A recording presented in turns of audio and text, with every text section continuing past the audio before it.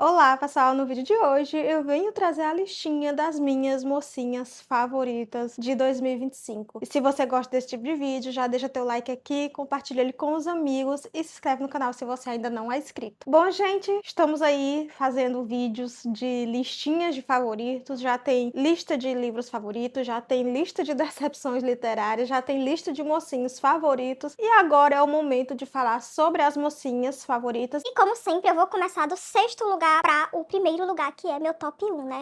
Então bora lá. Em sexto lugar fica Marina, de No Coração do Oceano, um dos primeiros livros que eu li esse ano e um dos favoritos também do semestre passado. Marina, eu amei ela. A gente vai ter um livro dividido em duas partes. A primeira parte se passa no século XIX, se não me engano, e a segunda parte se passa agora no século XXI. Então a gente vai ter duas Marinas diferentes. A gente vai ter uma Marina que vive naquela época, né, do século XIX, em que ela tem que fazer a vontade do pai, em que ela vai casar com quem o pai manda. E é nessa época que ela se apaixona pelo nosso Tritão aqui, né, o Triton. Como o Triton vive bem 1000 anos, né, não lembro ao certo mais, então ele fica esperando a Marina em outras vidas, porque esse amor deles é impossível nesse século XIX, né? Tanto é impossível porque Triton é herdeiro de um reino lá no Oceano Atlântico, como por Marina já tá de casamento marcado, né, com um barão, se eu não me engano, não lembro ao certo. E as famílias não queriam aceitar esse relacionamento deles, sem falar que como que eles iriam viver, né? Já que Triton mora no oceano, no fundo do oceano, Marina é uma humana, não tem como sobreviver debaixo d'água. Então tudo isso vai impedir o relacionamento deles. Triton fica esperando para que um dia ela volte, né? E dê certo ali, eles consigam viver esse amor. Então a gente vai ter essas duas Marinas e a Marina do passado é muito forte, muito determinada. Ela vai abrir mão de tudo, né? Se depender dela, ela fica com o Tritão naquela vida. E a Marina também do futuro, essa sim é que é determinada, que é empoderada, porque é a mulher do nosso tempo, né? Então ela sabe o que ela quer, ela trabalha, ela gosta do oceano, ela tem essa ligação com o fundo do mar e ela não sabe por que essa ligação. E é muito incrível, gente, muito incrível mesmo. A Marina é uma mocinha maravilhosa. O livro é perfeito, é uma romantasia de Tritão e Sereia, vale muito a pena ler. Em quinto lugar tá Fence, de O Fascínio da Nobreza, né? O quinto livro da série dos Irmãos Trulaw. Fence é uma mocinha que de cara eu já me identifiquei com ela, porque ela é leitora e ela é professora. Gente, duas coisas que também sou, na verdade, professor eu era, não sou mais, né? Então eu amei ela, amei ver ela ali dando aulas, né, ensinando as pessoas ali da periferia a ler e a escrever, ajudando as pessoas, tendo a sua livraria, né? Ela tem uma livraria, o sonho de consumo de toda e qualquer leitora. Além da livraria, né, ela também empresta livros para as pessoas sem cobrar nada, porque ela entende que nem todo mundo vai ter condição de comprar livros, né? Livros são caros, são artigo de luxo. Então ela ajuda muito as pessoas que não têm essa condição financeira. Então é uma mocinha maravilhosa, ela é determinada, ela é fofa, ela é uma mocinha à frente do seu tempo, ela tem um trabalho no século XIX, época em que as mulheres não podiam trabalhar, ela tem um negócio nessa época, né? Claro que ela teve a ajuda ali dos irmãos que fizeram isso por ela. Maravilhosa, eu me identifico muito com ela e adorei ela. Em quarto lugar tá a nossa noiva rebelde, que é a Georgiana, né? Bridgerton. E, gente, Georgiana ama medicina, ela quer aprender sobre o corpo humano, sobre fisiologia humana. Claro que, infelizmente, ela não pode frequentar a faculdade de medicina, porque é um romance do século XIX, e nessa época as mulheres não tinham esse direito, mas ela vai aproveitar o Nicholas Roxby, né, que é o par romântico dela ali, para que ela aprenda mais coisas, e o Nicholas vai ajudar muito ela a aprender sobre fisiologia, sobre anatomia, a fazer sutura, a fazer tudo que uma enfermeira faria, né, e ela vai acabar sendo ali a assistente do Nicholas quando ele abre a clínica dele ali, quando ele abre o consultório dele ali. Amei que ela é totalmente independente, quando ela quer as coisas ela vai atrás. Tem uma cena em que eles precisam resolver a questão da moradia deles, da casa, e o Nicholas tá sem tempo por causa da faculdade, né, então Georgiana vai lá e resolve uma coisa completamente incomum nessa época, né, o homem lá, né, que é quem vai alugar a casa pra eles, não quer resolver com ela diz, olha, eu vim porque meu marido mandou, o pai dele mandou, não sei quem mandou, vocês vão ter que resolver isso. Eu achei incrível, incrível, adoro ela, amei que ela é rebelde mesmo, amei que ela foi contra a alta sociedade que queria que ela se casasse com um homem sem escrúpulos nenhum, né, um homem que arruinou ela pra conseguir o dote dela. Gente, maravilhosa, não tem como não amar a Georgiana Bridgerton.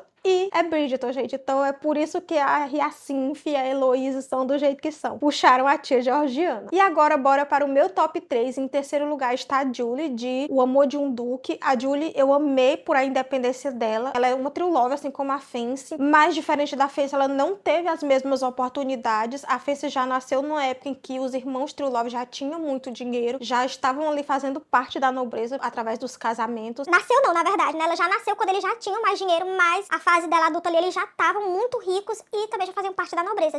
Já a Julie é da mesma idade ali dos irmãos, então ela passou por tudo que os irmãos passou. Ela passou fome, ela não tinha o que vestir, ela teve que se vestir como um menino a vida toda para evitar, né? A mãe sabia dos perigos que ela corria ali na periferia de Londres e para proteger a filha, ela sempre manteve ela vestida ali de homem, né? Como os outros meninos. O cabelo dela sempre foi curto, então ela não teve a vaidade de ter um cabelo grande, de arrumar o cabelo como as damas da alta sociedade têm. Ela não é uma dama, ela não foi criada para ser uma dama. E ela tem uma taverna, uma coisa também completamente diferente para uma mulher ter naquela época, né? Ela lida com homens o tempo todo e para isso ela se veste de roupas folgadas, de roupas largas, para que ela não chame a atenção para o seu corpo e mantenha ainda o cabelo curto, tanto para não chamar a atenção como para também não ser assediada. Então, Julia é uma mocinha que ela sofreu muito e o que me fez amar ela foi a força dela, tanto que ela luta para conseguir as coisas dela, para ter o negócio dela, para ser independente. E quando acontece uma coisa com ela, né, que envolve o Duque ali, que é o par romântico dela, ela decide que vai tomar as rédeas da própria vida e que vai resolver isso sozinha, vai seguir com a vida dela sozinha, sem precisar de homem nenhum. Eu amei isso, amei. Claro que não é esse o desfecho da história, né? Depois o Duque vem e eles fazem as pazes ali, ficam felizes pra sempre, né? Tudo se resolve. Mas eu amei essa atitude dela, essa independência dela de resolver o que ela tinha pra resolver, de seguir com a vida dela, independente de ter ou não um homem do lado dela, né? Isso levando em consideração, gente, que é um livro de época e que nessa época as mulheres não tinham direito nenhum, elas eram propriedade dos homens. Por isso que eu admiro tanto a Julie e a Fence e a Georgiana Bridgerton, né? São protagonistas ali de romances de época, que elas são muito à frente do seu tempo e elas lutam por o que elas querem, elas batem de frente com a alta sociedade, elas têm os negócios delas, elas querem aprender, elas querem estudar, elas querem ler, coisa que pra época era muito difícil a mulher ter essa chance, né? Além das damas da alta sociedade, como é o caso da Georgiana Bridgerton, que ela tem realmente essa chance de ler, de escrever, mas elas aprendem a ser uma dama, elas são formadas para ser uma mulher ali do lar, para ter filhos, para ser mãe, para ser esposa, para ser uma duquesa, para ser uma condessa, mas não para ir para o mercado de trabalho, não para ter uma profissão, não para ser independente. E essas três, elas vão contra o que é da época, né? E elas têm ali sua profissão. No caso da Georgiana, não, ela é formada realmente para ser uma dama, ela foi preparada para ser uma dama, mas mesmo assim, com a ajuda do Nicholas, ela vai lá e tem uma profissão. Então, por isso que eu amei elas. Mas bora para o meu top 2. Em segundo lugar está a Hazel. Hazel, não sei chamar nome, gente.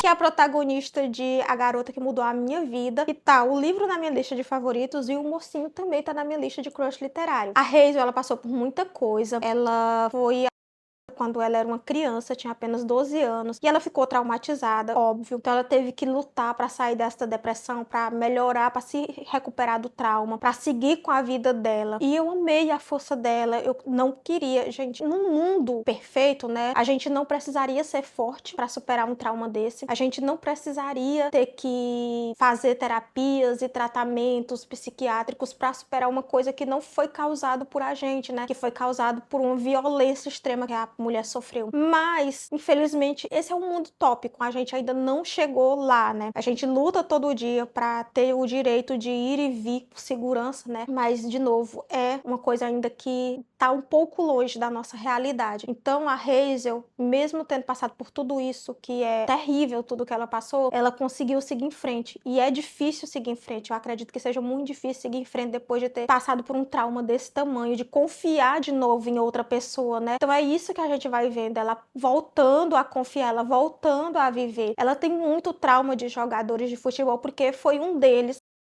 E por essa razão que ela tem, do nosso protagonista, ela tem de todos os jogadores de futebol. E ela vai ter que superar esses traumas, ela vai ter que dar um passo de cada vez, ela vai ter que aprender a confiar novamente em um homem. E é muito, muito incrível ver ela fazendo tudo isso. Claro que, de novo, não vamos romantizar sofrimento, tá? Não estou aqui romantizando tudo que ela passou. Estou aqui falando de como ela superou, de que eu gostei de ver que ela voltou a viver, que ela voltou a confiar depois de tudo que ela passou, mas não vamos romantizar o que ela passou, o sofrimento que ela viveu. Não vamos. O ideal era que isso nunca tivesse acontecido e que ela tivesse uma vida normal. Esse era que era o ideal, mas infelizmente não é assim que funciona, né? Isso é só um livro, mas na vida real acontece, infelizmente, frequentemente, né? E meu top 1 é a Alma de Vingada pelo Alpha. A Alma também, ela